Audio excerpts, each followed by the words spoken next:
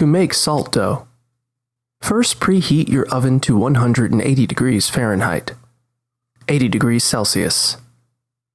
Then mix together 2 cups, 255 grams of flour, 1 cup, 200 grams of salt,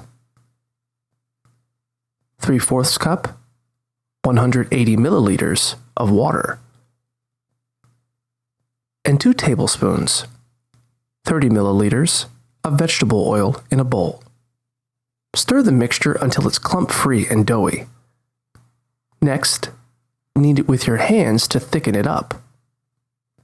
Mold the dough into whatever shape you want, then set it on a baking sheet and put it in the oven 10 minutes to dry and harden. You can also set it out for a week to air dry.